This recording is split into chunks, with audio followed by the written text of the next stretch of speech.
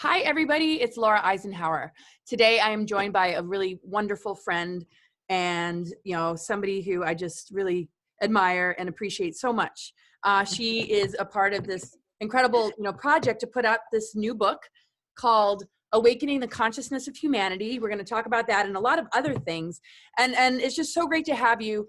And it's so timely, too, because of what's going on in the world right now. So thank you. I'm going to read a little bit about you first, but I just want to thank you for being here. Oh my gosh, thank you for having me. I'm so honored. I really am. Thank you. Oh, yeah. Oh, well, I'm going to share just a little bit about Jessica. So Jessica Mariah has longed to learn who she is and her purpose in this life, as long as she could remember. She always knew she had a special mission here on earth. She loves so deeply, but has struggled to love herself all of her life. Jessica has trudged through life and fought for a life filled with love. At age 38, she met the love of her life. Nearly 4 years later, at almost 42 years of age, Jessica gave birth to a beautiful baby girl. The family she created, which includes her 13-year-old stepdaughter, was God's biggest gift to her. I mean, there's more to share. I don't know we're going to, get into this and talk about it, but I'm just going to kind of like jump to this paragraph. Yeah, of Jessica's course. journey has led her to embrace all of who she is, her most magical gifts and her service to God. She is an energy healing facilitator, an intuitive freedom guide, an anxiety coach, a breakthrough coach, a quantum inner child healing specialist, an inspirational speaker, and most recently has embraced her path as a priestess. And so there's a little bit that I missed, and so maybe you can insert that somewhere in the interview, but this is what's so incredible. This, kind of journey of this level of self-honesty and the willingness to explore the self and look at pain and trauma for what it really is to get to the other side. I mean, that's what's given you the gifts of being, able to really communicate this well and help other people on their journey. Mm-hmm. So kind of, tell us a little bit about the journey up until this book and maybe some of your recent processes that kind of just nudged you to take this next step. Ooh, what brought me to this book, I would say is I was ready to step into my purpose and really put myself out there and get my message out.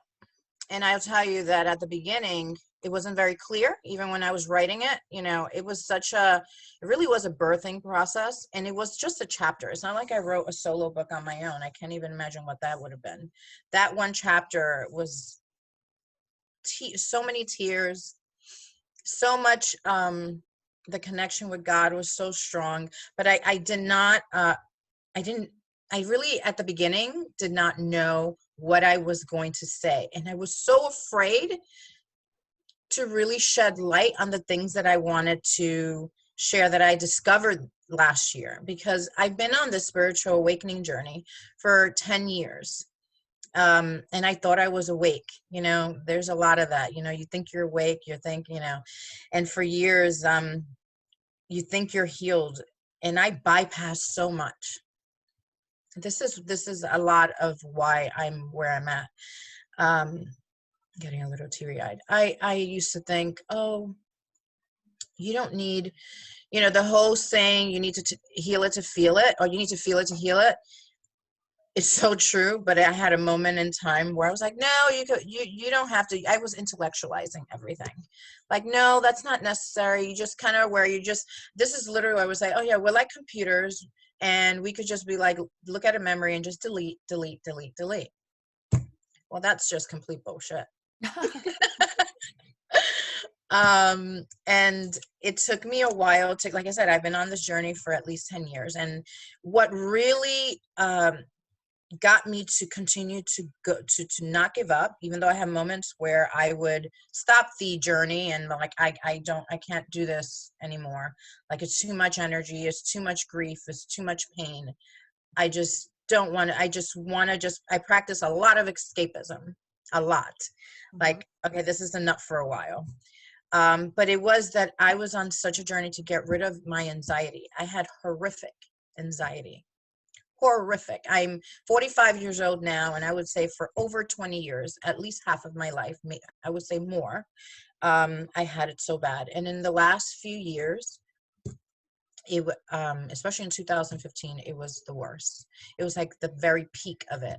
I couldn't even sometimes be a passenger in the car without like paralyzed. I was like literally paralyzed with fear. I couldn't make like left turns on major intersections. I couldn't drive on the highway. Forget that. Mm-hmm. Forget that. Yeah. Well, this is what. So that was the catalyst. That was like, no, I can't live like this anymore. I can't. I need to free myself of this shit. I hope cursing is okay. Like it's Oh, I mean, yeah. I'm It's just being me. Oh yeah. Oh, this is what I love. I mean, the chapter in this book is 2020 shocked me out of my sleep. And I just want to read the first line. It says, my world was shattered. It felt like the sky was falling. The earth was crumbling beneath my feet. My thoughts were dark. I wanted to die. I didn't know who I was without this job and prestige. You said you worked as a bond broker on Wall Street. I mean, that's really powerful, like entry point, and the relatability right away. This is what I loved about it. I mean, immediately based on the first line, the first paragraph, I was just like, oh, I'm engaged. And I'm not like a big reader. I'm a big researcher, but I'm not, the kind of person that can just whip through books, and I've got stacks of books around and I just whip through them. My sister was like that. And I've always been like, man, that's really cool. But I was engaged the whole time, and it just, it hits that place right away that we all have to some degree, varying degrees as far as the intensity of it all, of that, feeling. And to be able to process through it is the greatest gift, because in that feeling is when we can make really negative choices or give our power away more. And it just seems like, it takes a person immediately into that first feeling and vibration of where somebody might feel defeated or make a detrimental choice. And you take us on a journey of moving through that with great courage and bravery. And that's what it takes. And so, so 2020, obviously shocked you awake. And so, and you shifted out of sort of the more matrix kind of thing that had given you a sense of identity. But when this all began to collapse, was that when you started to get in touch with what you were thinking about as a kid, knowing that you had a greater mission? Did all the dots start to connect? Well, when that happened for me, and when I was working on Wall Street, I like you said, the word identity. That's who I identified with. I finished high school. I went to St. John's University for about a year, and I quit. And then my mom was moving down to Georgia, and I'm like, no, hell no, I'm not going with them. I need to stay in New York. And I got a job and working at this brokerage house. And I went from making like 20 grand to, over the years, over 600 grand. It was crazy at such a young age. Because I had this determination, like, no, I'm staying here. So imagine when everything came crashing down, which was in 2009.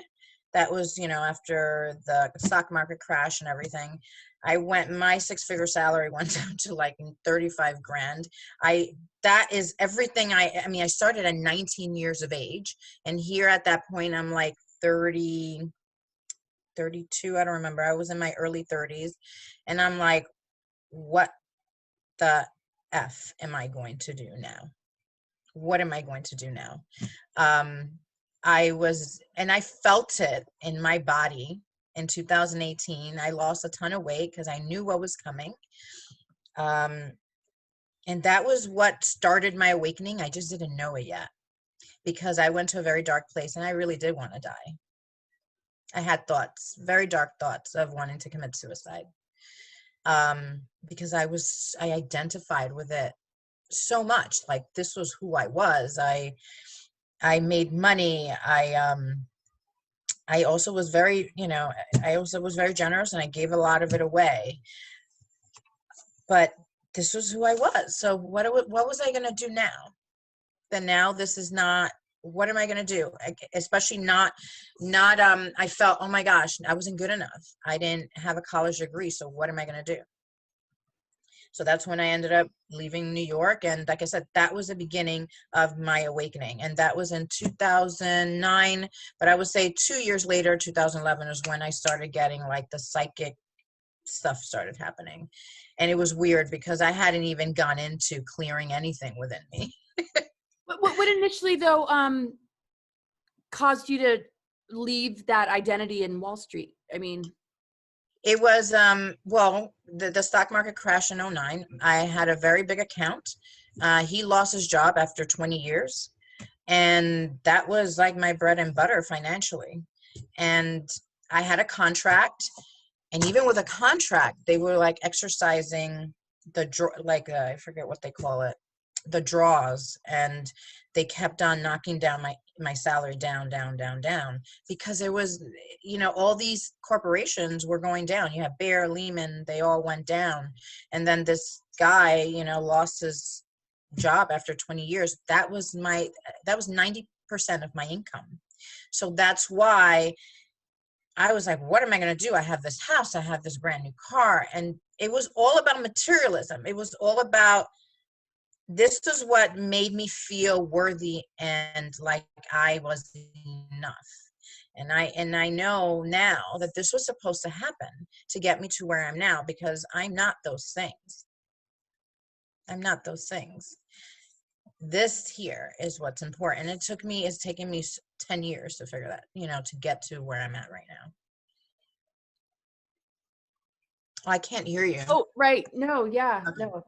So you were gonna go into something. I just wanted to make sure. I mean, I just was curious. I know you kind of touched upon it as to, what was the major, thing. And so you went through just the identity death brought you into that wanting the rest of yourself to not exist anymore. Because it was like the death of identity is a death crisis, really. And that's when we learn like death, rebirth, alchemy, transformation, like, and this, the true you, really emerged. And to me, that's what ascension is. We move into the soul matrix. We move into a greater awareness of self instead of being like an identity in the personality matrix, which is very manipulated and very limited. So kind of tell us a little bit about your journey once you started to maybe overcome those feelings of, death or just you, I mean, everything kind of changed. You moved into a strong partnership, the beautiful miracle of your daughter and stuff like that. But, I mean, how long did it take? Because I think this is what people are really struggling with more than anything right now. They're either being asked to do something that goes against their greater integrity or awareness. The manipulation on a survival level of you're going to lose your job if you don't do what we say and you don't comply. So there's that kind of loss of identity of people needing to either walk away from that or compromise themselves. And the fear is that people don't feel like there's a strong foundation to fall back on. So what ended up becoming that strong foundation that ended up getting more illuminated and ended up, just kind of like taking over? I know you've touched upon it, but man, this is the best part because wow, I was so lost. I mean, from the time that all that started till now, it's been about 10 years. And yeah, I was lost for a very long time. I moved to Florida, and I would talk about being humbled, and I came to live with my mother. And I hated it here. Hated it. It took me a couple years to embrace it. The first year I got here in 2010, I was in depression, didn't want to leave my room. I gained a ton of weight. It wasn't until like 2011 that I started working again, as a financial advisor, and that is when I started losing weight, coming into myself again, but not really. Because I was still struggling. I'm telling you, I was so lost. I didn't know who I was. I had no idea who I was. Quite frankly, I didn't know who I was even a couple years ago. I'm now really stepping into who I am today, right now. I'm stepping into my power right now. But there's a big reason why that is, because, you know, I've made so many discoveries as to why all of these things transpired in my life, why this was part of my path, what this anxiety really was for me. And, you know, which I spoke about in the book, and I could briefly mention that it was trauma. It was trauma related. That's why my anxiety was so horrible. But I didn't discover that until a few years ago, and I started really going deep into myself. It's been a very long journey of being very lost, not knowing who I am, needing to get validation from other people and external sources. Just until recently, a couple months ago, I've been, especially I would say since December, I've stopped really following anyone on social media. Um, you know, I'll read some posts that come up on my newsfeed, but I'm not going in looking for people like, oh my gosh, what does this person have to say? Because I want to know what I have to say. Now I'm like, no, I want to connect with Jessica, the higher self, my divinity, and I want to know what she has to say. And I still struggle with that even today. I have moments where I'm being tested and I'll ask someone something and I'm like, whoa, no. And I'll delete the message because I'm like, no, it's the answers are truly in here. You got to clear the muck. The trauma lives in your cells. It's not just in your mind. It's in your body. And it's hard work. And that's why it's taking me so long to get here. Man, that's so major. I hope I answered your question. Absolutely. Oh, I mean, this is so reassuring because, you know, when one feels negative thought forms are inescapable, the feeling of wanting to die, not being able to break free of negative emotion, or just the fear. And it doesn't mean that person's fear-based. It just means that they need to do like a detox or some kind of cleanse. I mean, we have to do that with toxins in our body from the food we eat. But if we've experienced something and there hasn't been a release outlet, it has to be dealt with. So how did you first like learn to get a grip on your trauma? Like what sort of techniques have you used? Oh, many. When I first started going down the holistic route, I would go for some energy healings, like in circle. I started working with crystals. That was actually my first, like when I delved into like starting to want to heal. I went to a crystal store. That was like my first experience. I was already seeing stuff, hearing things prior to that, but that was how I started going down that journey. And I'm like, you know, and it's weird. Once again, crystals are great. They are. I still love them, but I have like about 100 of them in my drawer that I don't even look at anymore because I don't need them. I needed them at the time. Oh my gosh, this crystal is going to help me with my anxiety. And you know what? The mind is powerful, and it does. They have their own energy and their own cellular memories, so they do help.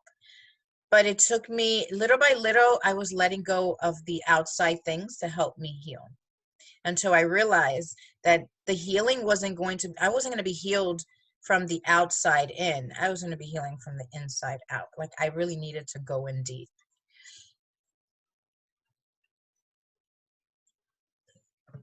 Yeah, no, I hear you. And that's, I mean, these are the times that we're in. People are fearing a virus, and you know, here's the outer solution.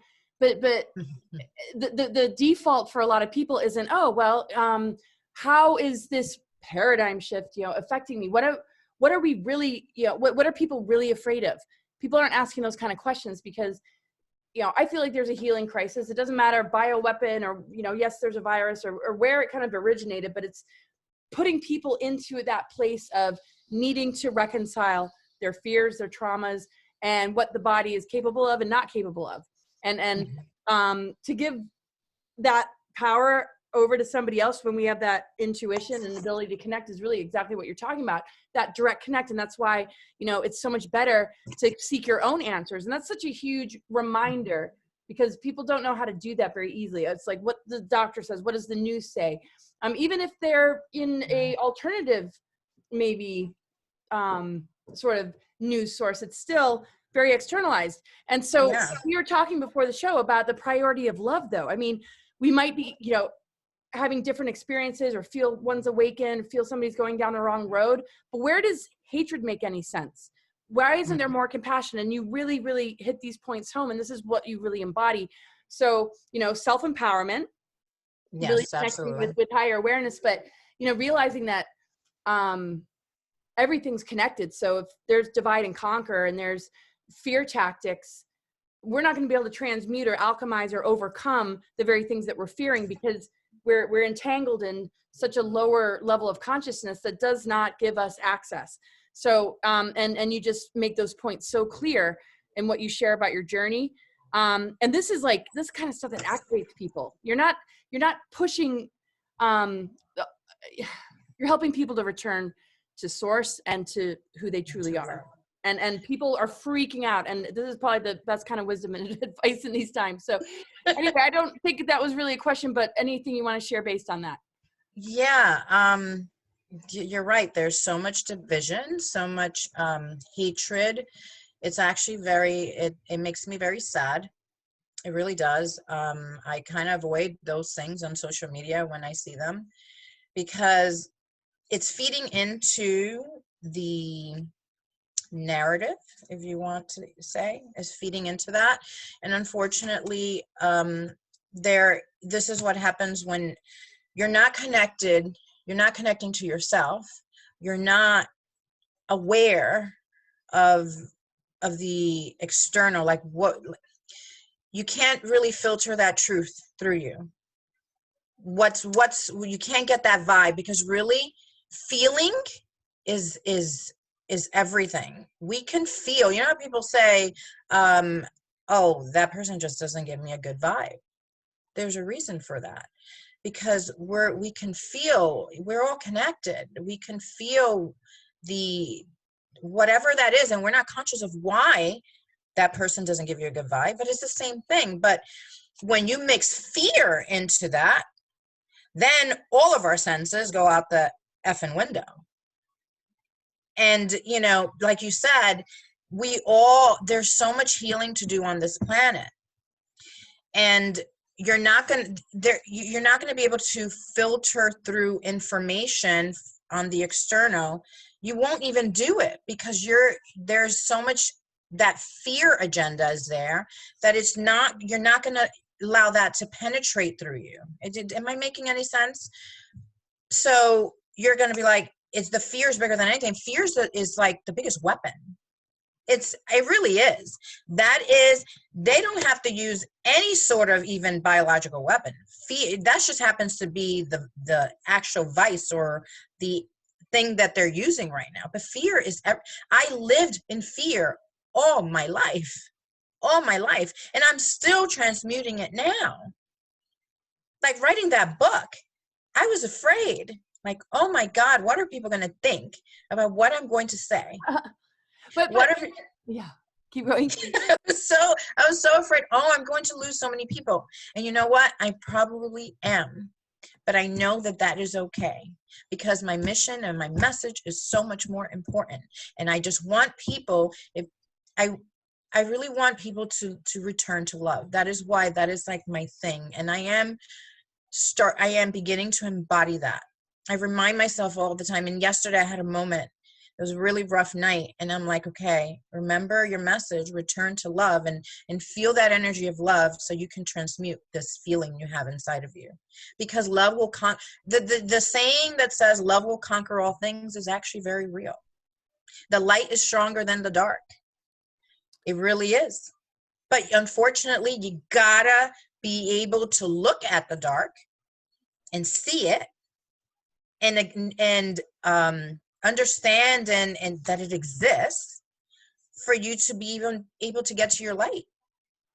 I used to think that I could just go whoop and just bypass. Like, no, The darkness, I see it exists, but it could stay right here, and I'm just going to go up here. You're not gonna heal that way. It's just not gonna happen. You how they say, you gotta go through. The only way out is through.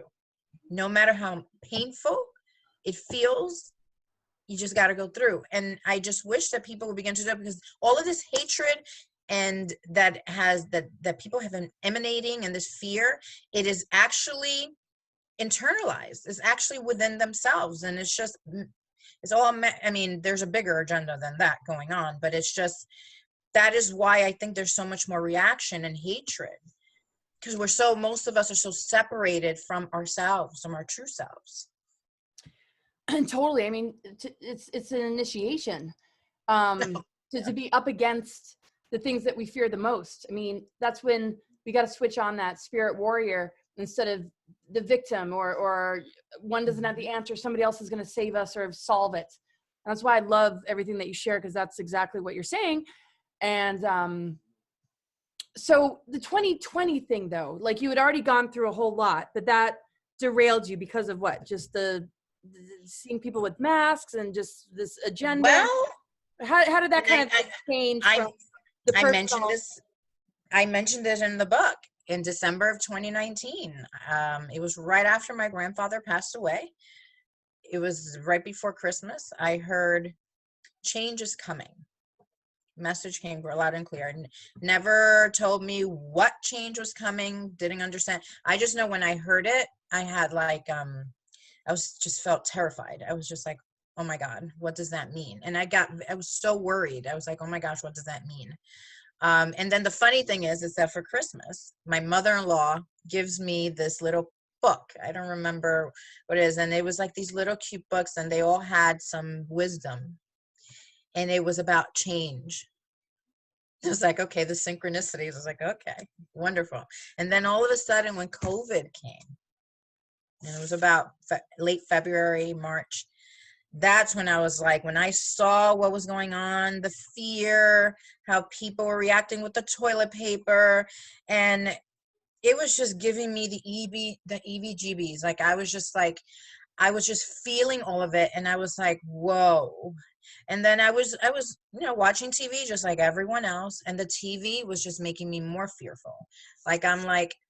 I got on this crazy diet, like, I'm going to get healthy because I know that, and I was like, I need to get rid of this fear, because fear also makes us sick. Fear damages your immune system, and you will get sick, which I quite frankly think has a lot to do with this.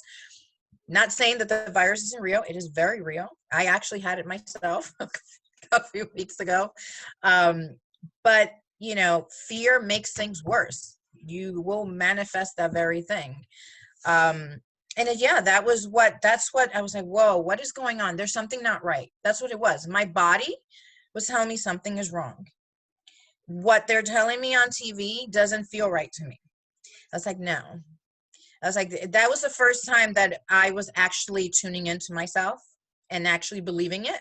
Because I was like, no, this doesn't seem right. And I was like, and then I went into prayer. I was like, God, I need you to show me truth. I need truth. I don't need any BS. I just need to know what is going on.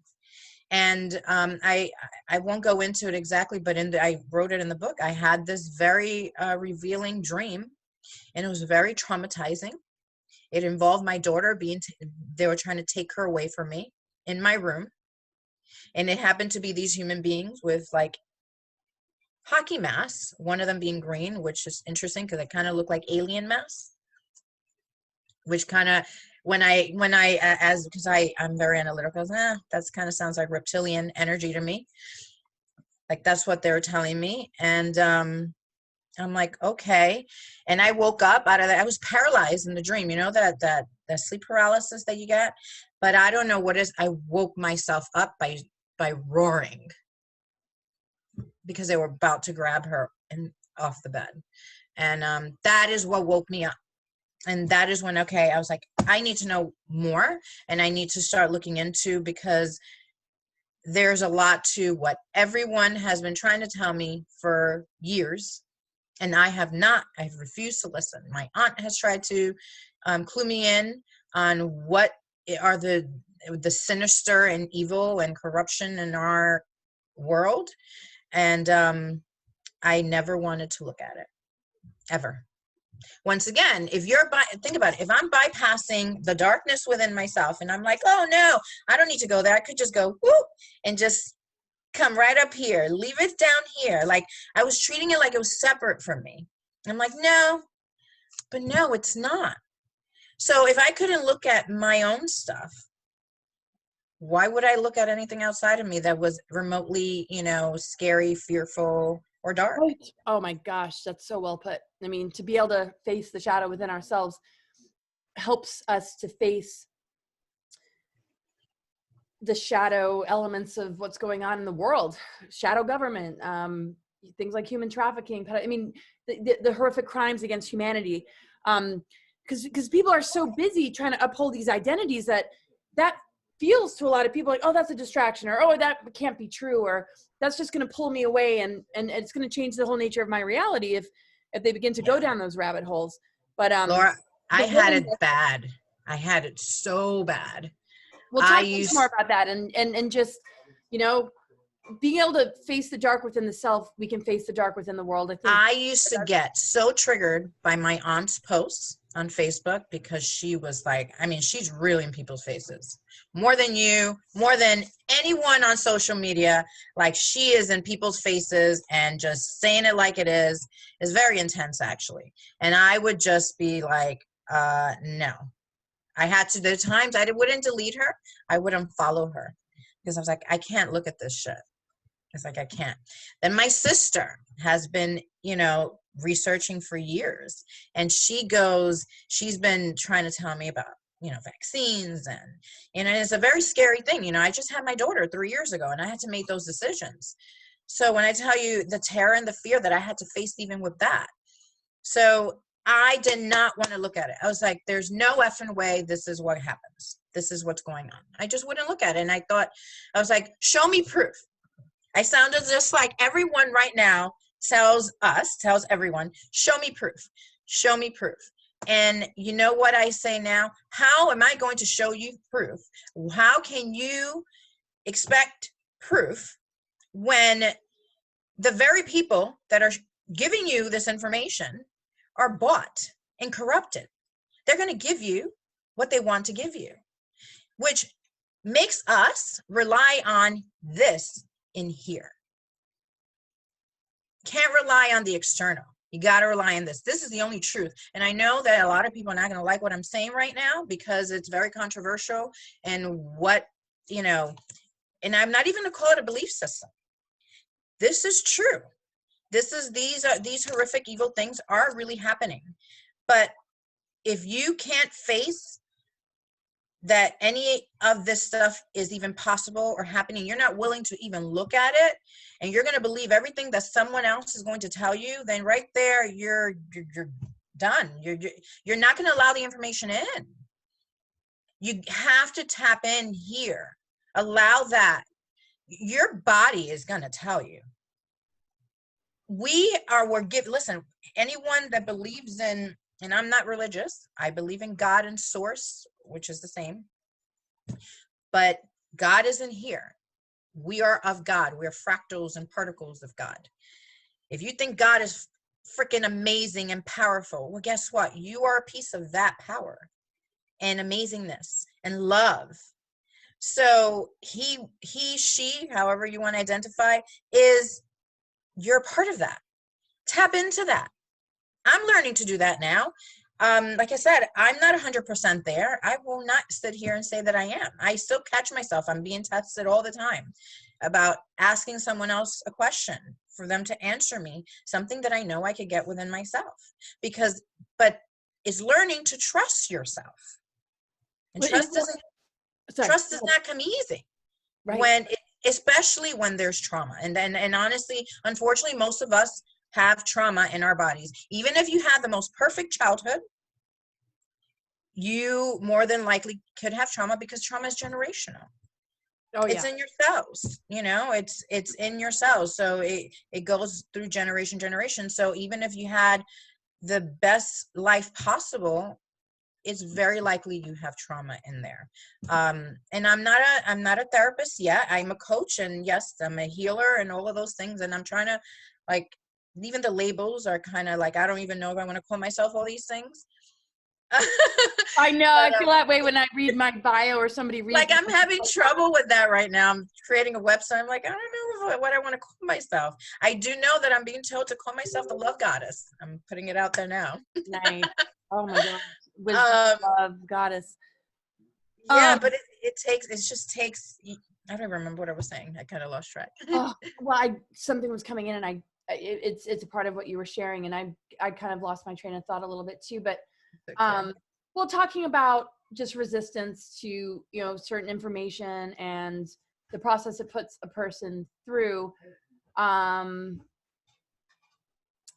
There was something coming through. You were talking about your family member, and I think what I was saying about how all these labels and all these things, and I said I am actually I went back to school to become a trauma therapist, and I'm actually going to finish that. I just had to take a break because I was gonna take part of this book. I also have a 3-year-old. I'm trying to, like, balance everything. But even if it takes me till I'm 50, I will finish. But I'm still able to coach. I'm actually going to be trauma certified very soon, in like 6 months. So because I just think it's important, which is part of the mission, is to bring the world of mental health and energy healing in the spiritual world. Yep. Because you can't have one without the other, and, you know, especially when there's trauma involved, and they likely is, you want to know how to handle it safely within that individual. Right. Yeah. Because you know, trauma responses to trigger events, psychological operations, are very masterful in the way that they can actually create events to bring up that kind of trauma to the point where people can't think clearly, because it throws a person in the survival chakra, the fight or flight. And without, like, consciously working through it. I mean, to me, that is the most vulnerable and dangerous place to be. Well, if you think about it, and you just, I got kind of like this thing when you said that, think about what you just said. Everything is happening now. Once again, disclaimer, COVID is real. It's a real virus, and people are dying. But look at what you just said about trauma. Just about everyone has trauma. And you just said about the triggers. So this fear, this stuff that's happening, it is triggering within us that stuff that hasn't been dealt with. So of course, the things that are happening now, all the hatred that's being spewed, is their own stuff that's here, because it blinds you from seeing the truth. It really does. The trauma blinds you from seeing the truth. You can't even trust yourself with your own information. That's what I said about trust. Yes, that's what I wanted to get back to. You know, self-trust. We're cultivating a relationship with ourselves. Our relationship with ourselves is the most important relationship. So we're learning to trust ourselves. We don't want to deceive ourselves. We don't want to run away from ourselves. We don't want to overly self-medicate. We have to like really face ourselves in order to have a real, authentic, and true love relationship with self, to keep us connected to, you know, a truth frequency.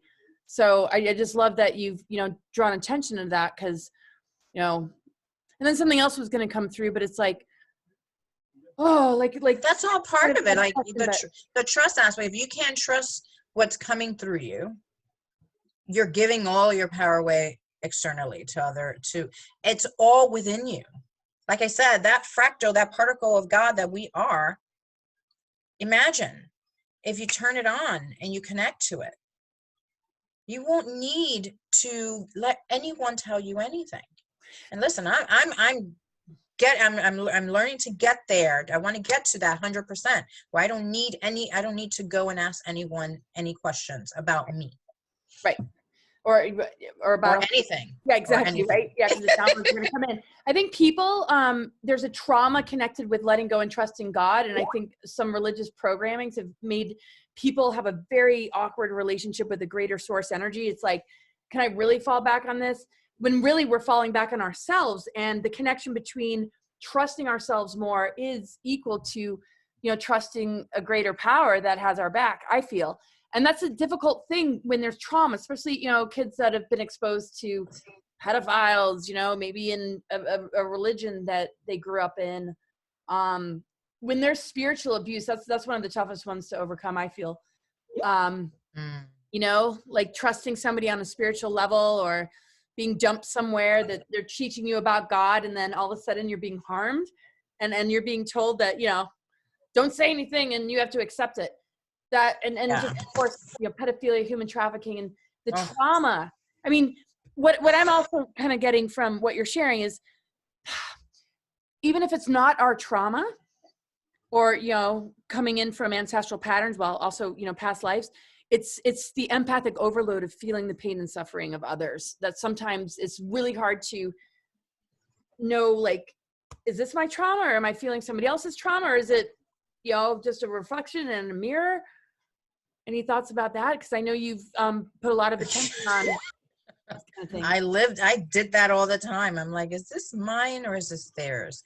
But how am I going to know if this is mine or this is theirs when I wasn't connected to myself? I was very dissociated, very out of my body, quite literally.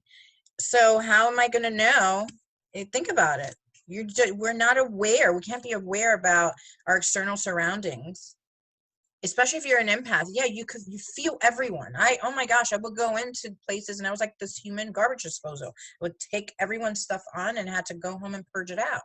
And then, you know, you have to be so aware of you and your energy to really know what's yours. And it's so difficult when there is trauma, because it has to filter through the trauma that's in our bodies. You know, we run through our own, even with beliefs, we're running it through a filter, through our perceptions, our experiences, our past, everything. So we're going to make decisions based on that filter, not what's actually real. Oh, I'm just loving this conversation so much. It's like, this is like the heart of the stuff that I love to talk about. Because, you know, we could try and figure out this outer world and what's going on and dates of, you know, this is going to happen, that's going to happen. We are the co-creators of our reality, and we need to get real close and connected to what's going on here. And you so brilliantly. Well, that's exactly it. And this, everybody, isn't it launch day tomorrow? Yeah. Launch day tomorrow and Sunday. I'm so excited. Yes. I can't believe it. You know, these kind of things act as, you know, guidebooks in these times. I know people are going through. Yeah, you know, this is not, and by any means, please go. This is why I said the things that I said. I want people to literally learn to filter information through them. I'm not, you know, I'm not your God. You have, you know, let it filter through your stuff. But my point is that when we have all of this stuff and density within us that we have not dealt with, you're going to have a tough time really filtering truth and information. Beautifully put. Yeah, very, absolutely and totally true. And I say this to both sides, the people that, you know, what you call truthers, and that are putting the information every day, that are very brave, because, you know, it takes a lot to go against what the masses believe, and, you know, you get crucified for doing it. And I say this to both, is that I have compassion for people that, like myself, that didn't believe and refused to listen and thought that person's freaking crazy. Oh, just another conspiracy theorist.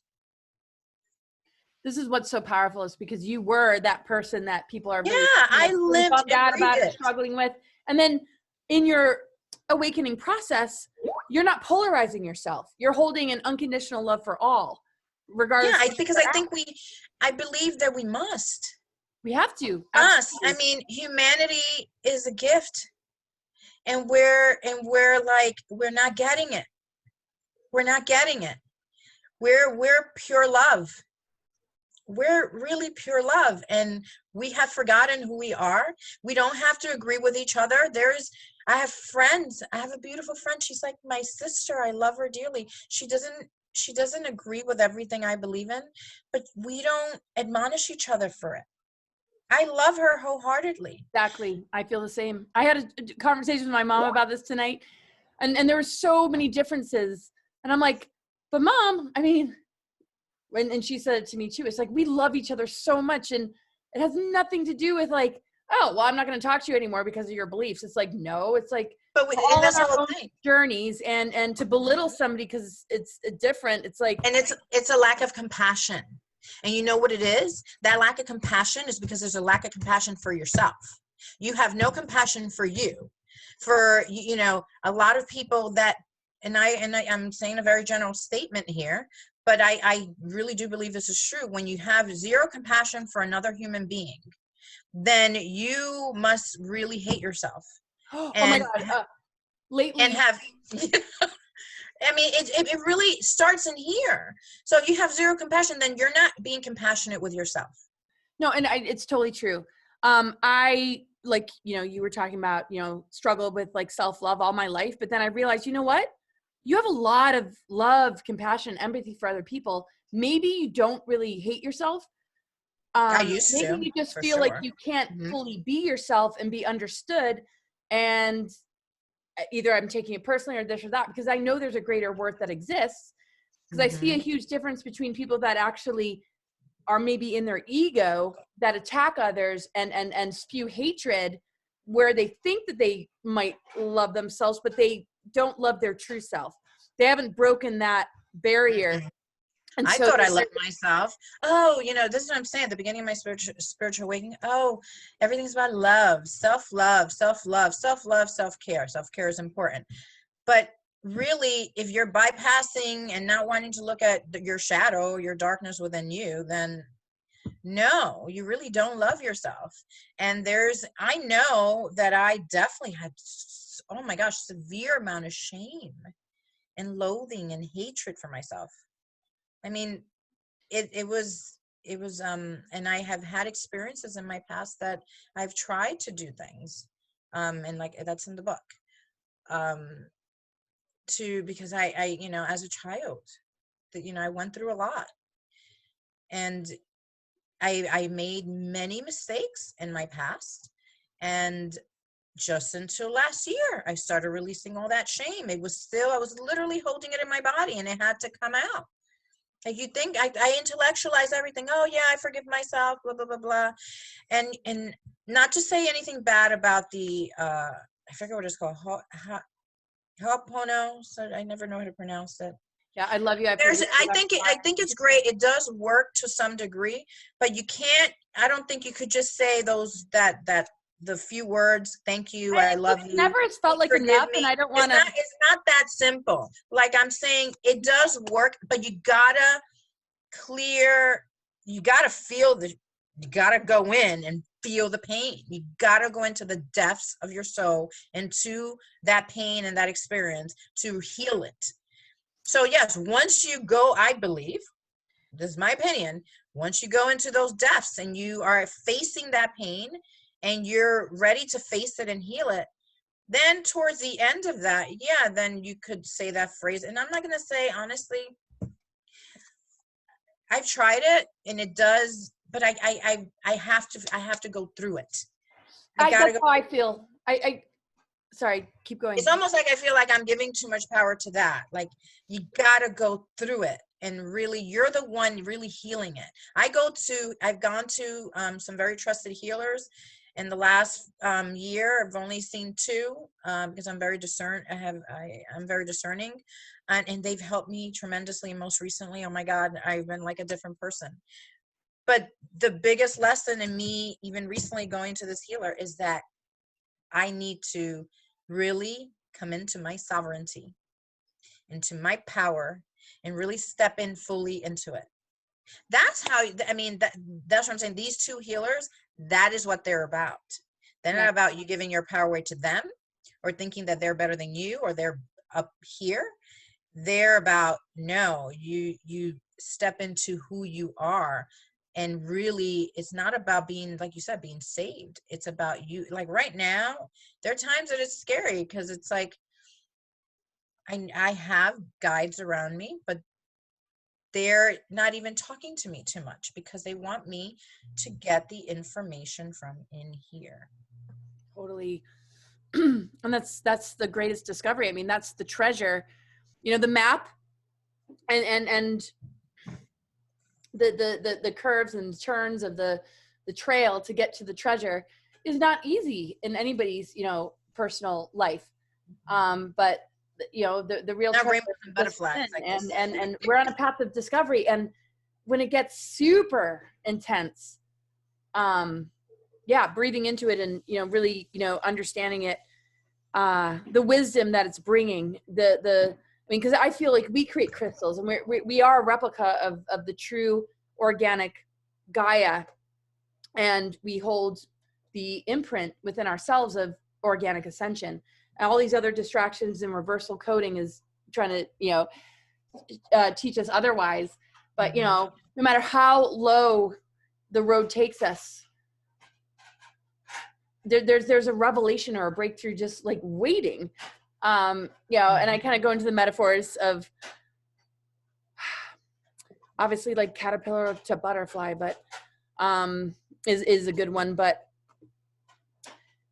there's incredible breakthroughs that are ready for everybody. And I feel that those who might have gotten the jab or like bought into the BS, I feel like a lot of starseed missions, especially you, feeling that so much that we can correct and reverse this. And I feel that the greater creation and all the planetary alignments are encoded with that storyline to make sure that that event happens, so that souls aren't forever lost in the grips of these dark forces.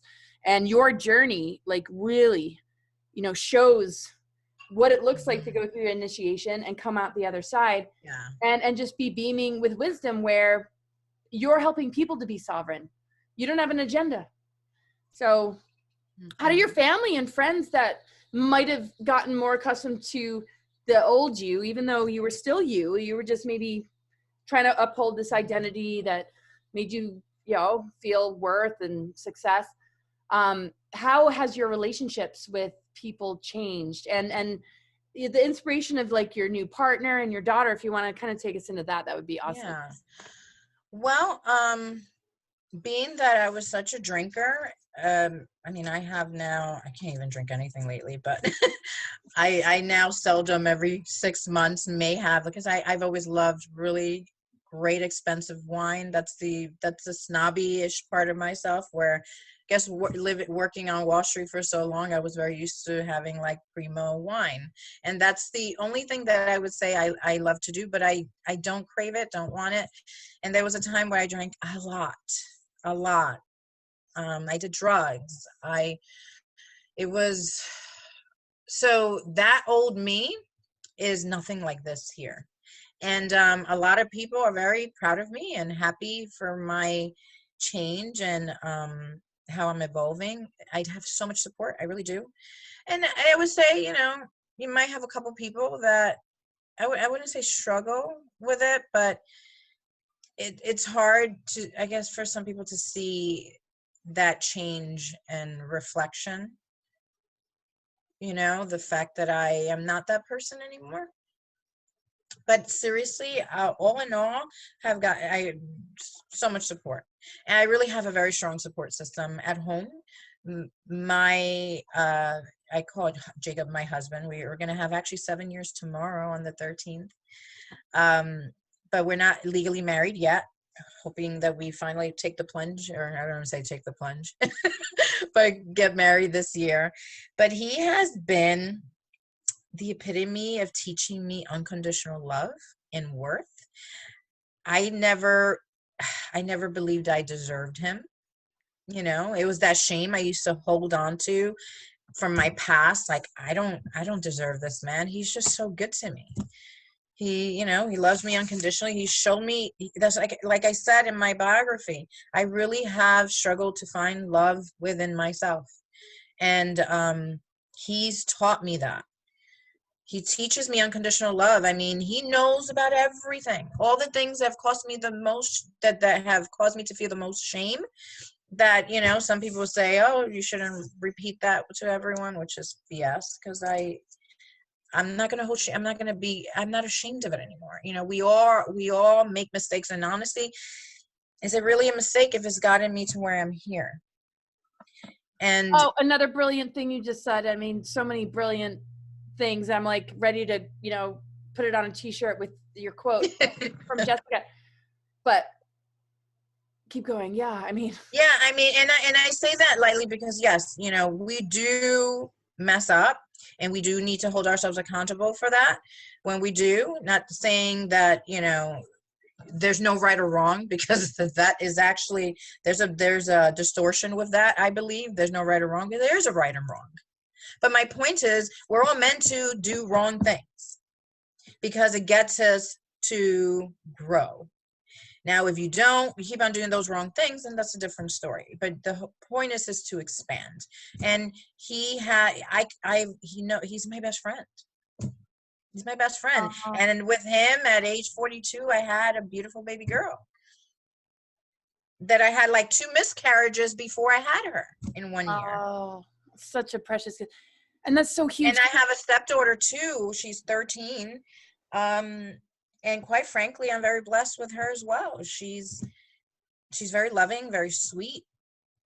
I never had that issue where some people do when they come into a relationship. She was about 6 going on 7 when I met her. That's hard to deal with that transition. And there might have been a little hiccup for a little bit, but not really. She's so easy, flowy that we're good. There's a lot of love there. And I honestly, she's been a gift to me because everyone that sees her thinks she looks just like me as a kid. And I struggled with a lot of aspects, not because of her, but because there's all this trauma and all this healing I needed to do myself. She triggered all of it. So the blessing of that when there's a good, and it did not feel good.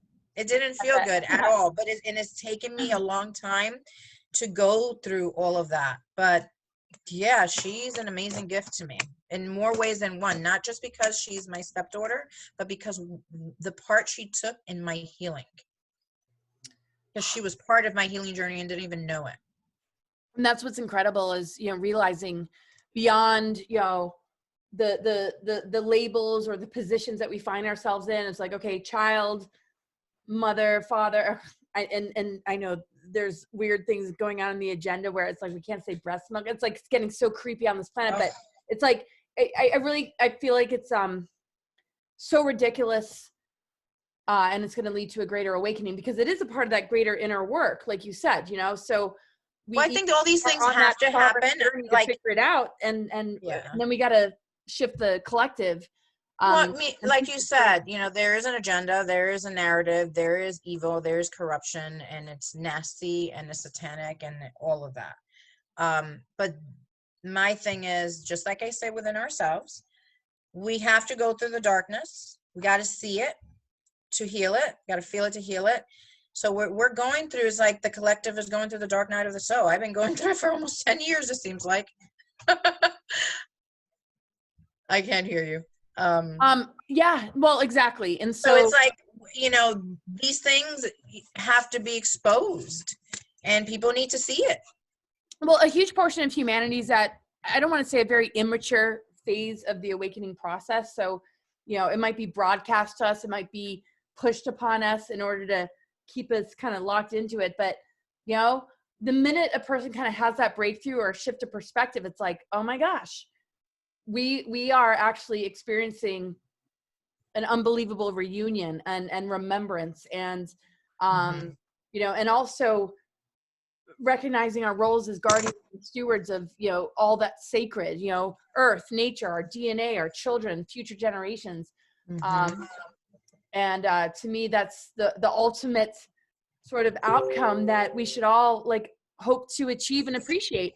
What really is hard, which has been really hard for me, devastating, and I'm working on it, is seeing friends and family that still just don't quite see it. But it's not like, oh, I have all the answers and they just don't get it. I don't quite see it that way. But, when it comes to the jab and when it comes to, not seeing these other layers or literally believing in it just being, falsities, that's been a really tough one. It's really cool. You mentioned, your aunt, gets in people's faces, and Oh, you said your end, but yeah, it's like, do you feel that good people that are making errors, not those that are, totally polarized and really like agents of the dark side and all these different tactics, disinformation and plants, but people that are genuinely just loving and good people. I mean, don't you feel everything's reversible? I mean,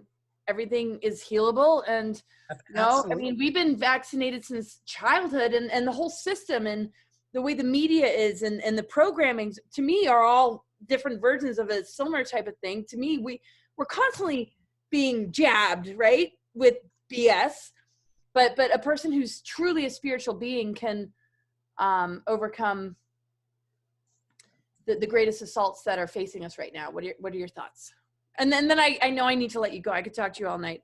No, me too. I love you. I love you. Yeah, no, I actually do agree with that. I have my concerns. Listen, I'm not a doctor. But I have my feeling. I don't trust it and what it could do to your DNA. That is what I feel and what's coming through for me. It's nothing anyone has told me. But I do believe that if you hold the faith, if you have real faith that this is going to help you, that it's possibly reversible, especially when you keep God very close to you. I think that's an important aspect. It's hard because I know people that have gotten it or are planning to get it, and we don't agree. We have completely different beliefs, but I'm not going to sit there. I don't sit there and fight them. I think people have to go through what they need to go through. I wish they didn't have to, make those decisions. But we're all at a different place in our awareness. And no matter what you say is not going to get through to them. Because it didn't get through to me. Because my aunt was telling me and putting it in my face, or because my sister gave me information and planted the seed, it did not make me change my mind. What helped me change my mind is my own healing journey.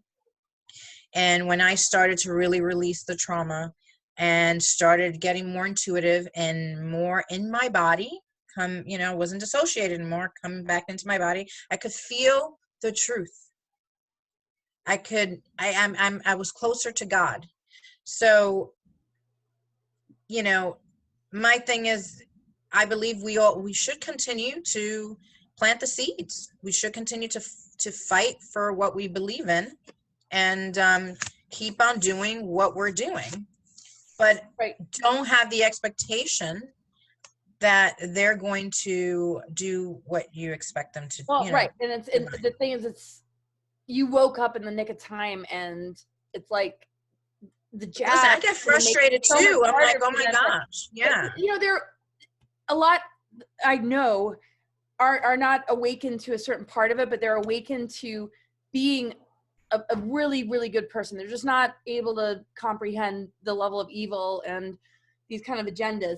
So I feel like it's that wave of maybe those kind of starseed missions. It's hard to counteract, the negative effects, because they're good people that just didn't kind of get the memo in time, or just didn't process it, and so I feel like so many are on a brink of a breakthrough, but the minute they get the jab, it's like it affects the glands, the endocrine system that connects us with, the stargates opening, that even if they wanted to awaken, they put themselves in a situation where it's going to be way harder. Oh, I know. And I know. And it's concerning. I've thought about all of that, but then I start thinking, if anything's possible, we can heal ourselves. We can heal ourselves. We're particles of God. We have the power of God that we are within us. We are powerful. There's nothing that we can't do. So if we one day really do awaken to that, we can heal ourselves. Yeah, and this is not the demiurge God. This is not lower archonic, Anunnaki gods.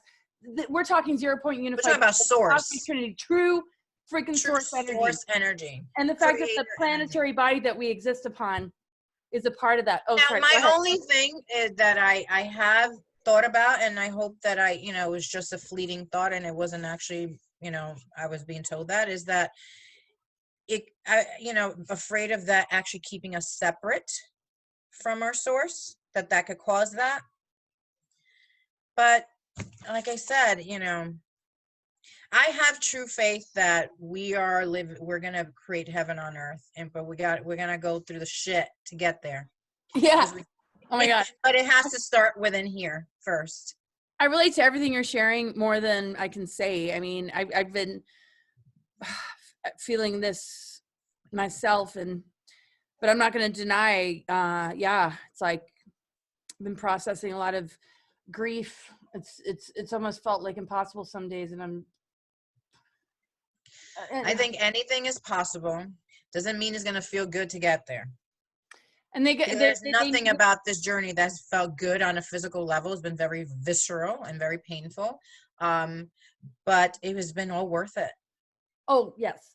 And that's a really great reminder. It just seems like, some people are so pure and have such good intent that, it feels like sometimes when we are dragged into the underworld or these greater processes, we're processing like maybe some great error or like anomaly that like, this is BS, that good people are being this targeted and assaulted. Is that really a part of their shadow stuff that they haven't processed yet? To a certain degree, yeah, because we have amnesia and we have junk DNA and we're learning to switch that back on. But man, I mean, it's like sometimes it just feels so cruel. It's like a journey of lost and found. I just can't stand seeing good people. Well, it's that's why we're all it's the fear. It's the fear that, like I said, fear is the biggest weapon.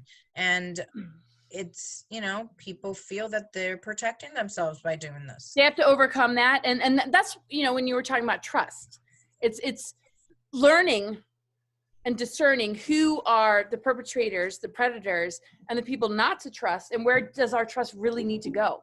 And that's what your journey really represents. And I can relate so much, but it's like, and to me, when we look at it from a micro level, it's like the dating scene. It's like, oh, well, that dude's a narcissist. That's why I've been like binge watching My Crazy Ex, which is based on true stories. Otherwise, it's just like I avoid television and movies.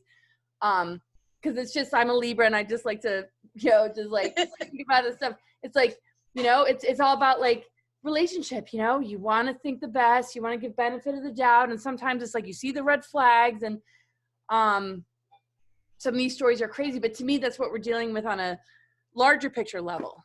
Who's who is worthy of our trust, and nobody's worthy of our trust until we learn to trust ourselves and the greater source energy. And that is what your message is. And the timing couldn't be better for you to come out and like blast the world. And I'm literally still learning to trust myself.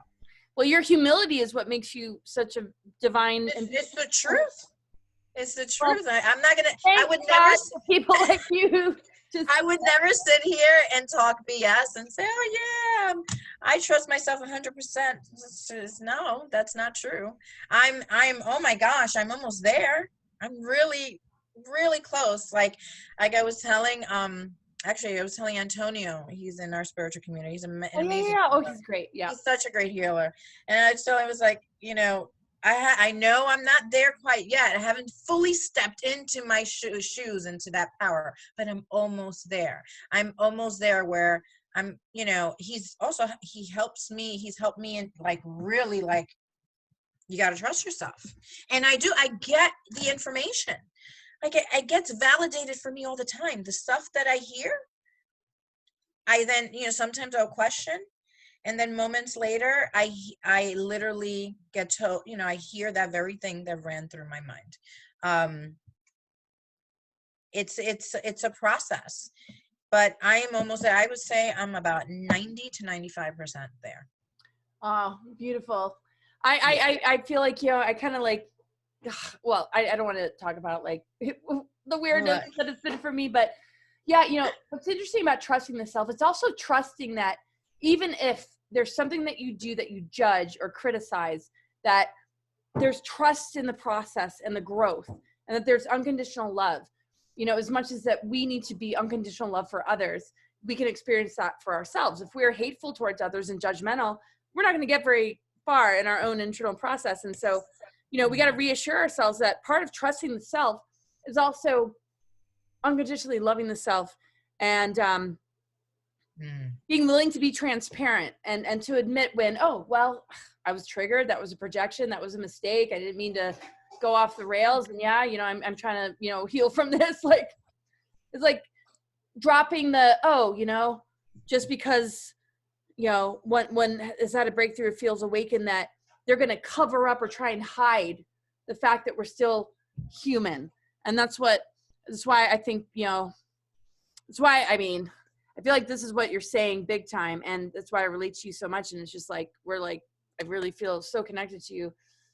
And I've always made that the priority. It's like, okay, if I make a mistake, it's like, I just don't feel that ego that like needs to cover it up because I'm awakened. It's like sometimes people are like, man, you say sorry too much. It's like, quit apologizing, you know, for every like, or like every interview I do, I'm like, man, you know, I'm in that self-criticism, but I want to raise the bar and always do better. It's not totally self-deprecating like it used to be, because I used to like, and I'm still, I don't want to. Go ahead. No, I'm just saying you're aware of it. Listen, we're in this human experience. We're meant to be imperfect. We are perfect, but we're meant to, you know, we do have our shadows. Just because you do shadow work and you go through the muck doesn't mean that all of a sudden you're just love and light. You're still gonna, you know, it's about checking yourself, I think.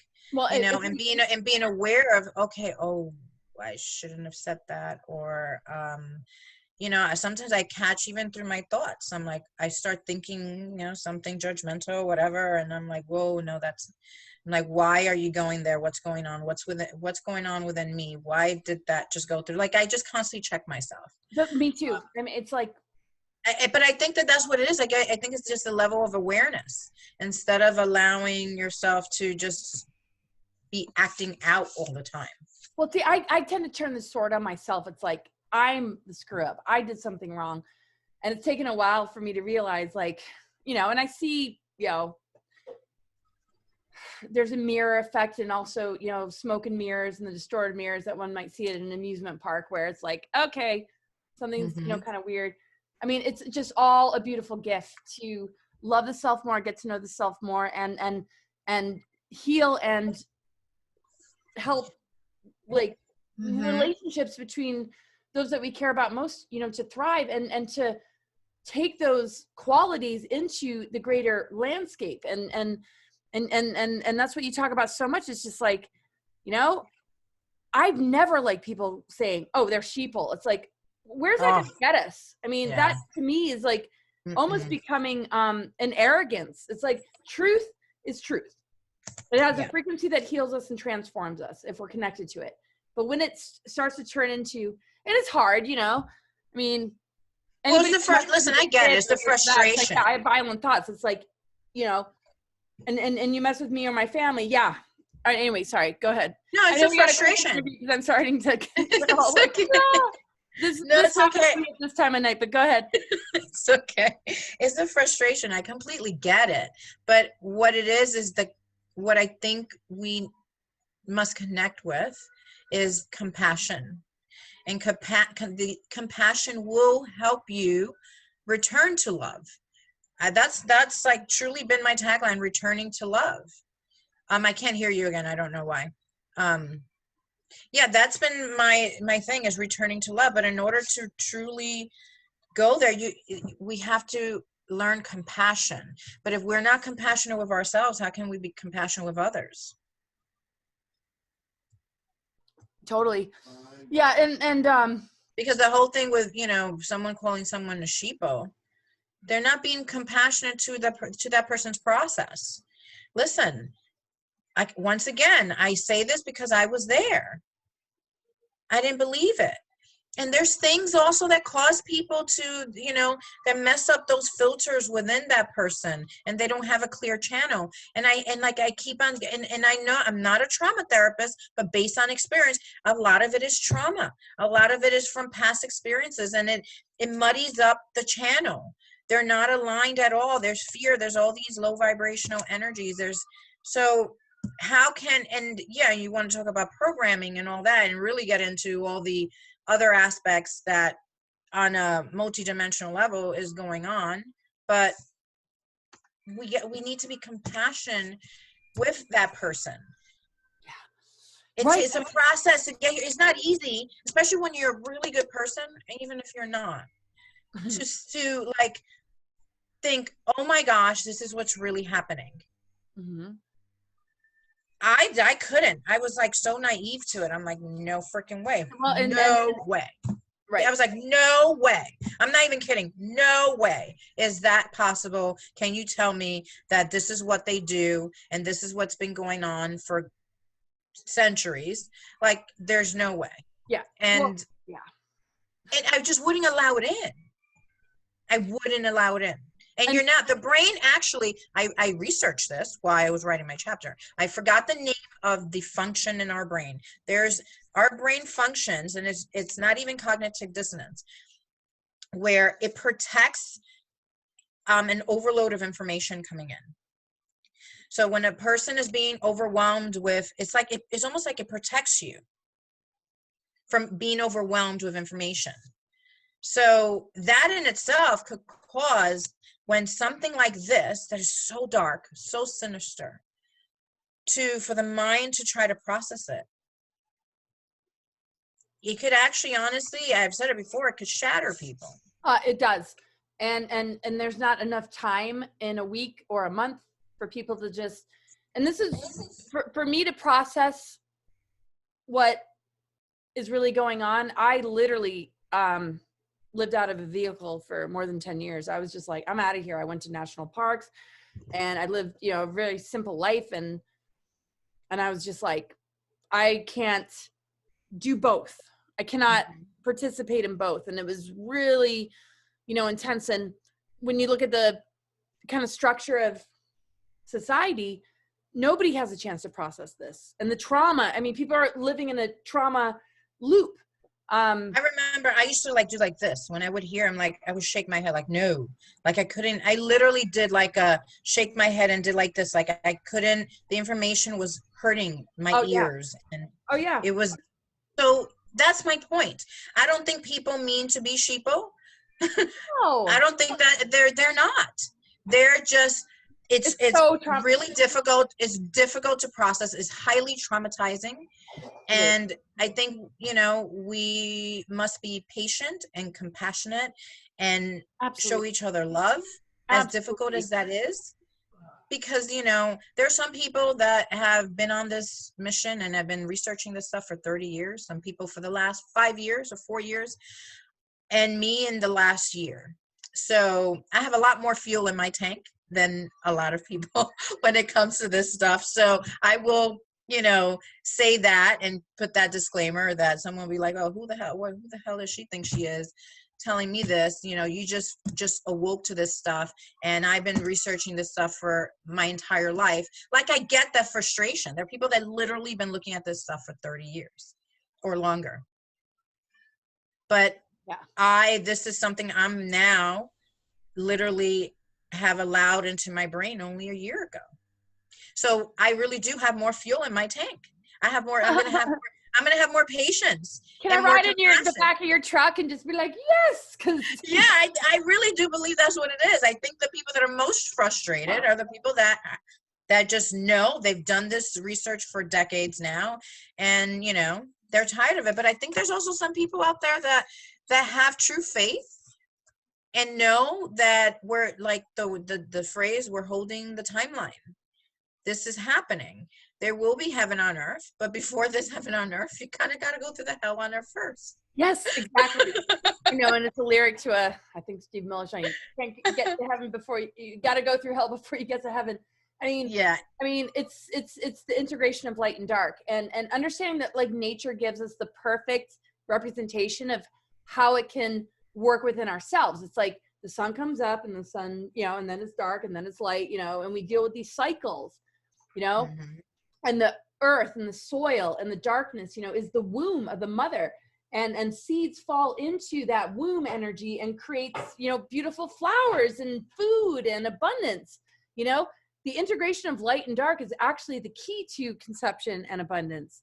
That's Even true. between, We were born people in the that dark. make baby. I mean, we're constantly creative. So we have to decide, what do we want to allow in and what do we need a boundary to, because we don't want to give birth to it.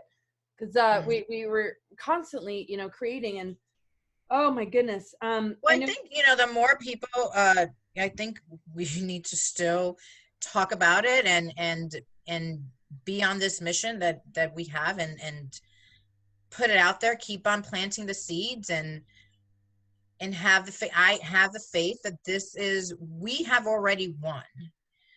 I believe God wins and always has. Source wins. Well, yeah, cool. I mean, because it has already won, and it's just a matter of us catching up to that. Exactly.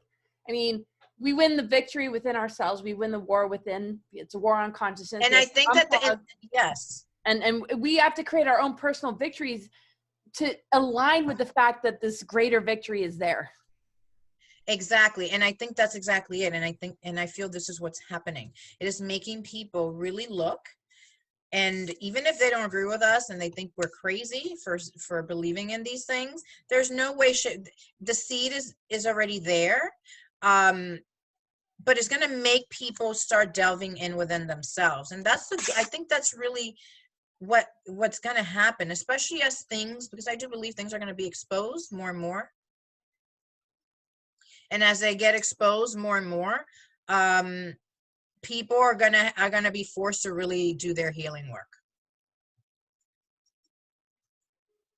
Wow. Like, I truly believe that. Like you said, dates, people mention dates all the time. I don't pay attention to them because I kind of think is kind of BS, because why would they give dates and actually tell us what's happening? They're not doing it now.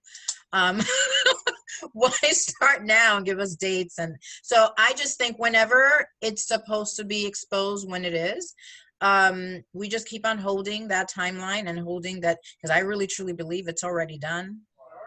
Oh my gosh, I've had prophetic dreams and I get told all the time what's happening, or what has happened or what's happening right now. I truly have faith that it's just a matter of time and whenever that is. But it's going to force people to heal, to go within themselves. They're going to have to, I think. So I'm turning my camera off for a second and I'm still listening. So keep going. No, I just think that that this is going to make people go within themselves, because there's no, even if you believe in God and you have a relationship with God, doesn't mean that you're connected to your higher self, to your divinity within. Because a lot of people, not all, and I say that with care, because not all, I was born and raised into a Catholic, in a Catholic religion, Catholic environment, and I don't know now because I don't go to church, but they used to teach that, look at the heavens and that's where God is. When God is within you, you are a part of that atom, of that fractal. So it's about really learning and taking your power back, that it's all seriously within you. Brilliant. Yep. I absolutely agree. Man, it's just like one of the greatest conversations I've ever had. And I had so much fun talking to you. Oh, and it's just like, I just relate to you so much. And it's just like your whole process and how you, put it into words so beautifully. And I'm so pumped about this book. I'm going to, share more, but hey, everybody, I mean, you got to read this. I mean, it's not just about, there's 5 other amazing authors in there that have incredible stories. Oh yeah. And I haven't read them yet, but like I said, I was on, my publisher did these author interviews. I'm going to do one tomorrow. She did 2 of them today. And I'm like, ooh, I didn't know that that's what she went through. You know, she almost died and had like 30 surgeries and still has like 5 more. Like it's just incredible. There's some amazing stories in there. I'm looking forward to reading them. So it's not Oh, just about me. Um, I'm grateful to be a part of it. I'm truly humbled, and I'm like, it was truly a birthing process. I cried. My crown was on fire half the time when I was like literally writing it. It was it put me through doubt, fear, and all of that, because I'm like, oh my gosh, once I put my thoughts out there, I'm like, I'm gonna lose so many people, and I'm learning that doesn't matter. exactly. And that to me is one of the greatest parts of all this, is that even if one gets pulled into all of that kind of thinking process or self-doubt or any kind of insecurity or what will Well, so that's part of the mission. You're not. part of I'm this not. greater initiation. I mean, I don't Yeah. think anybody can say that they have not run into that within themselves. And to me, that level of denial like ends up causing the mind or the ego to Mm-hmm. lose itself. And this level of self-honesty to me was reminding people of the Well, greatest gift that's that is it. in The front of us. self-honesty is paramount, because you have to be honest with yourself about everything. You have to. Yeah, Everything. you Like have to. there are times that I'm like, damn, I'm fucked up. Wow, I said that or I did that, and I have literally, and I used to come down, I used to talk about lack of compassion. We really do have to be compassionate. I wasn't compassionate at all. I would just self-deprecate. But that's it. Listen, we all have to go through these things to learn. But I'd say that's not the way to go, is to definitely be compassionate with yourself. We are human. Exactly. You can call yourself an angel, a star seed, or whatever multi-dimensional being you are, because we all are. But we are here in these human bodies, and we need to live that Right. and embrace that. And it starts with love, because really the gift is us. It's you, it's me. Well, totally. I mean, if we're going to occupy a human vessel, we're here to help advance the human vessel, to help it to realign with the upgrades that we can have, to switch on, dormant DNA, to come together in a really beautiful and real way, and starve these parasitic systems that literally are pitting us against each other. And And that's freaking real. It is. There are those what they're systems doing. that are doing exactly that. And it's about awareness. So I wrote in the book, awareness is truly everything. I think awareness is like almost 90% of it, Yep. or Yep. maybe close to that, because if your awareness starts the healing process. So maybe not 90%, but it's a big part of it. It starts the healing process. Then when you're aware of it, you can catch it and you can feel into it, heal it. Awareness is everything. It starts the process of whatever it is there that needs to be healed. Absolutely. And I love kind of like referring to, I mean, we're physical, emotional, mental, spiritual. We have all these different levels of ourselves that need to work together. We don't want to be compartmentalized. Yeah. And I've always said this, that we're all pieces of the puzzle. We're all this gigantic puzzle, like source. We're of God. I'm not God. I am of God. And we're all part of pieces of source energy. To rebuild. So imagine if we could really hold on to that, because I forget it all the time, right? I'm saying this now, but I'm not holding on to this all the time. I'll be lying to you if I did. But it's the truth. Like, if we can all hold on to that the majority of the time, oh my gosh, it'll be a force. And all of this BS, evil, I'm trying not to curse, shit, wouldn't have the power or control over us. Yeah. I mean, and we all have something. I say we all have something to contribute, each and every one of us. We all have gifts. Yes, we are the gift, but we all have something that we're supposed to be sharing and contributing, and we're supposed to be coming together. And they know that. and they keep us separate Yep. by their freaking agendas that they pit us against each other. And now social media, oh, they're the biggest ones. And now they're really coming in to separate us. And so the truthers, the people that are putting this information, you know, they're censoring them to not awaken the masses. Oh yeah. They don't want us to know this. They don't want us to know. And I mean, the thing is, you know, we all know, we say it all the time, oh, we're so powerful, but we don't believe it. Shit, I'm believing it now. I'm allowing that to soak in now. Well, it's different. Keep going. Yeah. No, I'm just saying, I'm literally allowing the fact that I am powerful to soak in because I am. Right. And the thing is, it's not ego power. It's not that identity, like personality matrix power of, oh, I got money and success. And this, no, is the opposite. Power of recognizing the soul, our divine connection with source. The power of recognizing who we really are. Exactly. At the source. We are technically untouchable. We're pure love. But we don't believe any of this.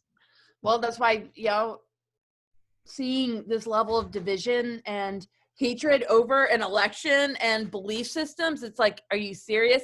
So it's like almost people have to embarrass themselves or hit rock bottom to be like, oh my God, because isn't that kind of how folks like, I mean, it's very different, but I mean, a lot of people have to like reach that critical point that literally might feel like they're gonna be eternally like hellbound, but in that moment is where the breakthrough is, I feel. And I just feel like your journey is very much I've definitely hit those levels. I've definitely hit those levels before where I thought, oh God, how am I gonna get out of here? And I didn't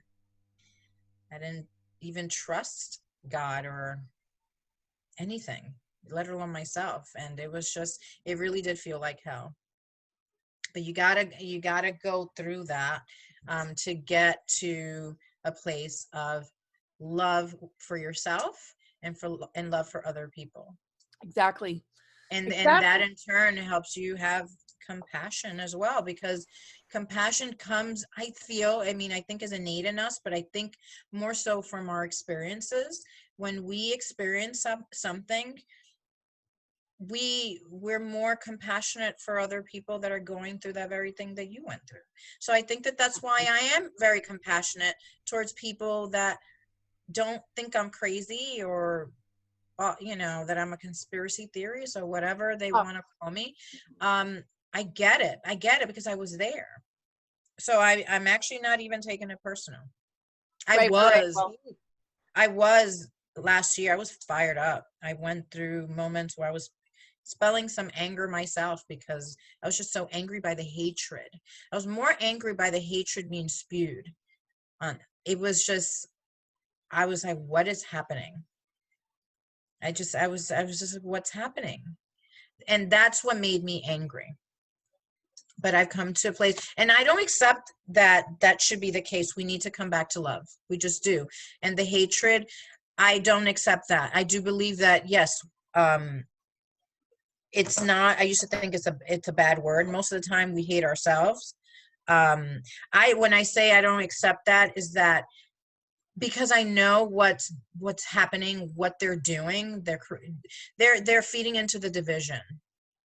I won't ever, but like I said, but I'm not gonna call them any names or engage. That's what I do. I don't engage. I won't. There are times that I'm like, ooh. I'm like, I so want to write. I'm like, ooh, but I'm like, no, I just don't. I was like, everyone is entitled to whatever, but the hatred is, it's very sad. And I pray every day that, we can all come back to love, because that's the secret to it all. Oh my goodness. I mean, yes, absolutely. I mean, love is everything. It's like respecting also where everybody is on their journey. It's like, you know, you're not going to ridicule a child that's trying to learn to crawl or walk and be like, oh, you should be running. It's like, excuse me. Well, that's exactly it. Every soul has their That's exactly it. And journey it's and progression. compassion for that, because Yeah. we've all been there. I just most recently was there. So I think sometimes our own passion and frustration, Impatient, frustration. yeah, I think sometimes it just makes us forget about that. Yeah, and it's very important to look at. I mean, some of it is inorganic, but yet it's still a part of nature. I mean, the whole AI thing, we can't just look at it like it's some foreign virus that is like trying to destroy us. To me, it's very catalytic because, a free will universe is going to need something that we look at the mirror of and be like, that's not me. This is an imitation. Like, this is an imitation reality to bring us closer to ourselves. But, sometimes I struggle with like, big anomaly, like there was a big fuck up that happened in the universe, and like this is not okay. It's like, and at the same time I'm like, no, I can talk myself out of that real quick, but I could talk to you for hours, and I know we need to close. But yeah, so I know my daughter I hear her crying, mommy. So anything, like final words, any links you want to share? I'm going to put everything in the description, but any final words?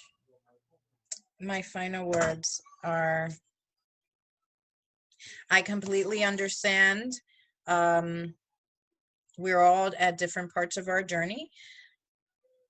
And I pray that we all come to a place of togetherness and compassion and understanding for where each and every one of us are, without, and even if we don't have the same beliefs, that we could still get past that and not have to ridicule or admonish each other, and truly come back to, I mean, that's my thing, is return to love.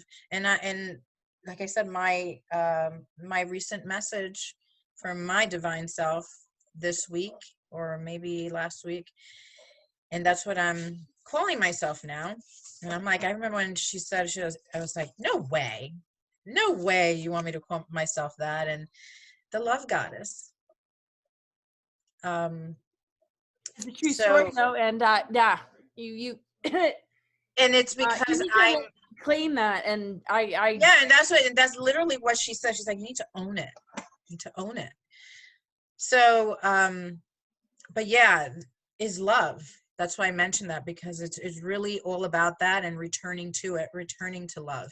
And no matter how painful, how dark, and you could do little tricks of, if you are feeling anxious, and not saying this, it'll take a while to get there, or feeling fearful in any way, and in a certain moment, or worry or stress, if you can't find the love within yourself because you don't love yourself, most of the time we have so much love for other people than we do ourselves.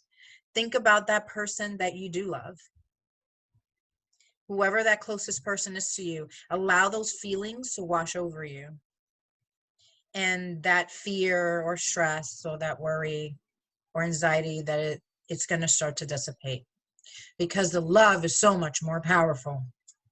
It is. I've experienced it myself in the most scariest of situations, and I focused on my daughter, and that love washed over me, and it was fairly quick that energy of fear washed away.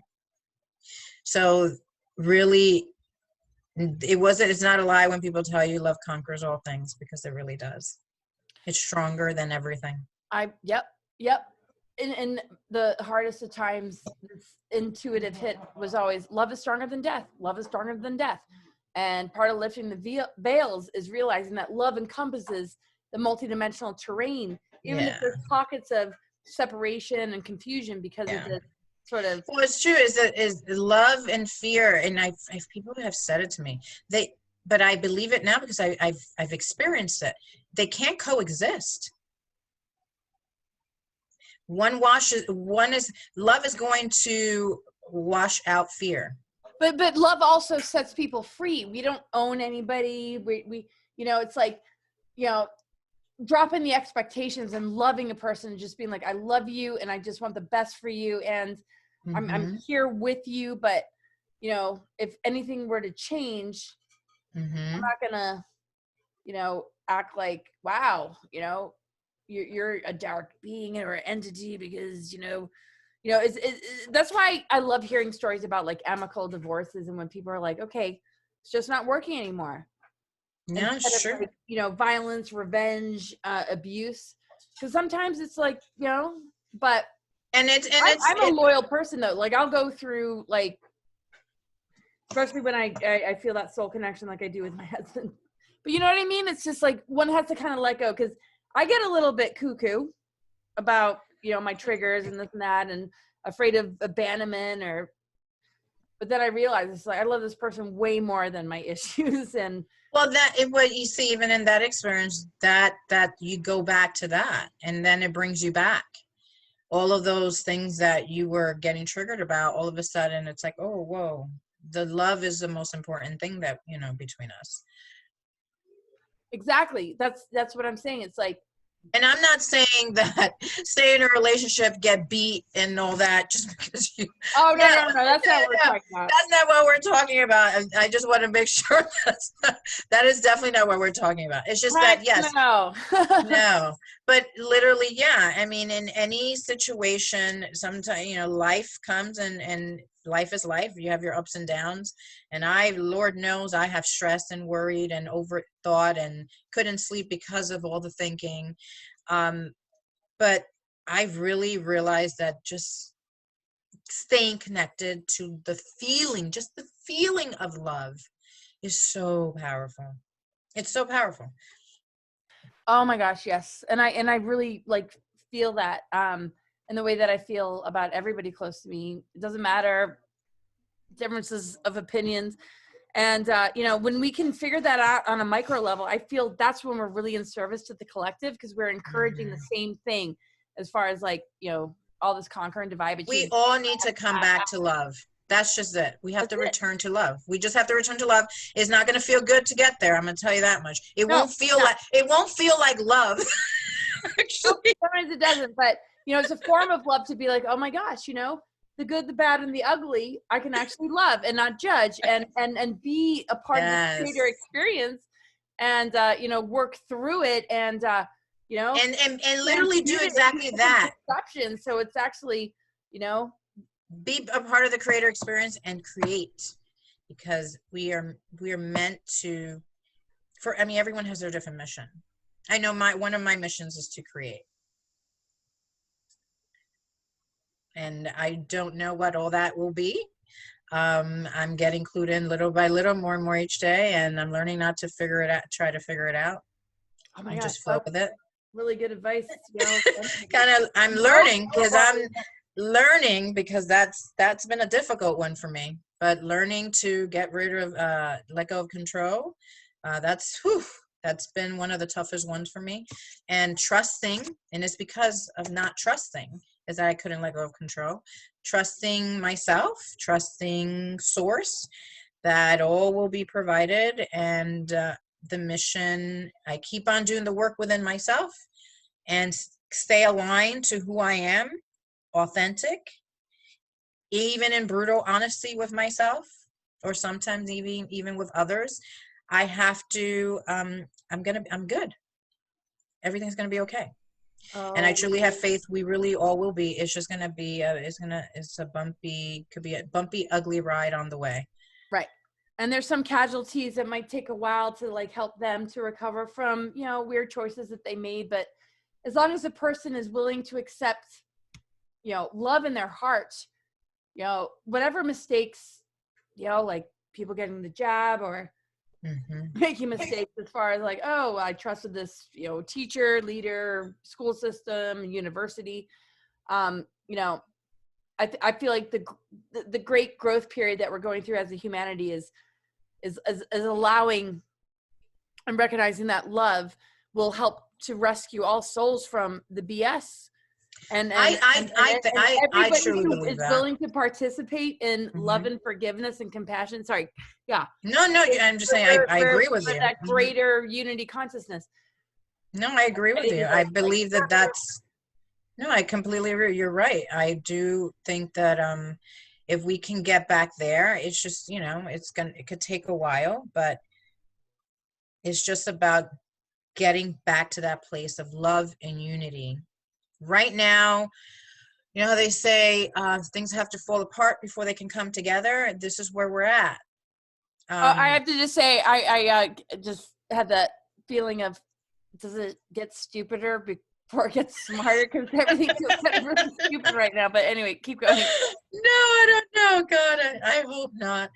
I hope not. Trust me, I pray that the disclosure comes like now, tomorrow. But either way, I'm holding faith. And like I wrote in part of the book, my dedication to my daughter, will fight tooth and nail. That's not even the verbatim, that's not what I said, but basically to create heaven on earth for her and for the future generations. Yeah. Oh, I'm sorry. Like, if you see me like talking with the mute on, I'm like got family members around. I'm just like, Yes. and you know, I'm like, no, it's okay. Yeah. No, I really believe I've always been a bit of optimist, and it's funny in wanting to live in like a utopian society where everything is beautiful and you're living heaven on earth. And I believe we're going to get there one day. I just don't know when that is. Yep. And until then, I mean, you know, I wouldn't say unconscious agreements. I would say conscious on levels that we need to surrender to and trust a lot more. You know, yeah. To get there it's not, you know, there's a lot that has to collapse and fall apart to get there. Yeah. Because, you know, you got to you think about it. If something is not right, if something needs to be fixed, you got to deconstruct it to fix it. To be able to come together, we got to go to what needs to be fixed. It has to be pulled apart. You know, how do you know that there's not, you know, what's wrong, or there, you got to get to that area, whether there's a darkness, whatever that is, which there's a lot of that has to be purged. Like I said, totally. you gotta go through the sludge to get to love. Well, and the physical body is encoded in knowing, you know, when it ingests a poison, it naturally wants to throw up. But when we repress the poisons because we think that it's good for us and we go into that zone, that's going to kick our ass. So being willing to be ourselves is the greatest step that we can take so that we can release the things that don't serve us, whether it's physical, you know, friendships, partners, you know, anything. Mm-hmm.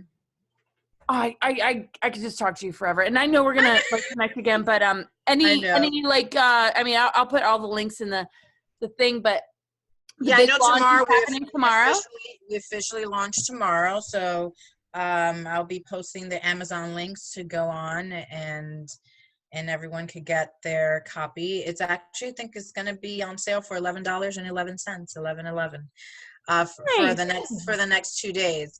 I myself am personally selling autographed copies.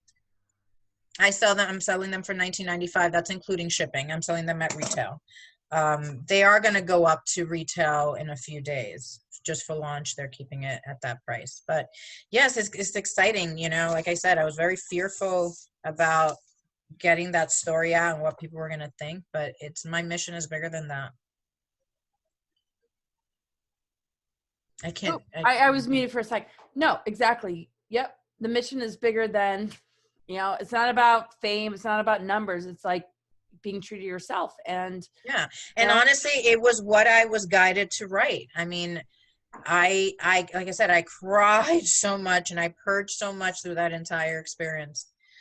And I know I channeled a lot of that information or streamed it, because there was a couple of times where I was writing, oh my God, my head felt like fire, pure fire.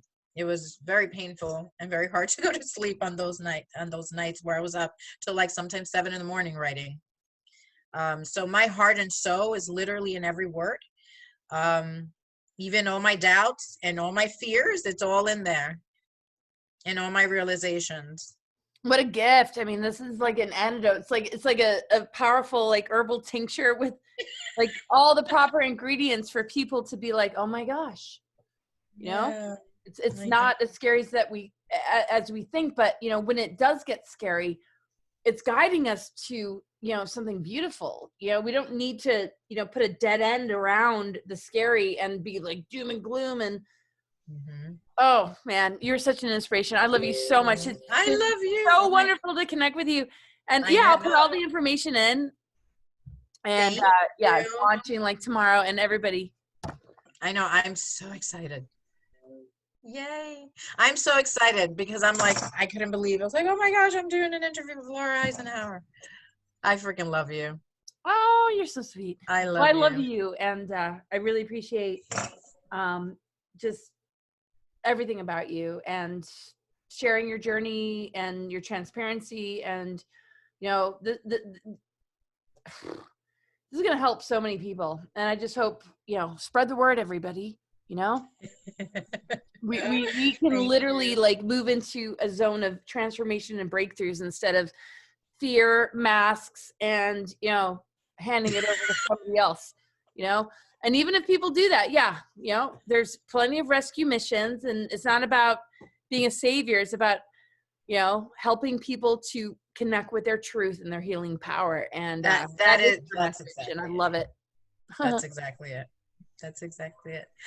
Oh my gosh, I love you. I'm so excited. Oh my gosh, I'm so happy we did this. I really appreciate this. And I'm really excited to see what everyone is going to think about this interview, the book. It's so, wow. I'm sure that in itself is going to bring me to some different levels of awareness and growth and expansion and all of that.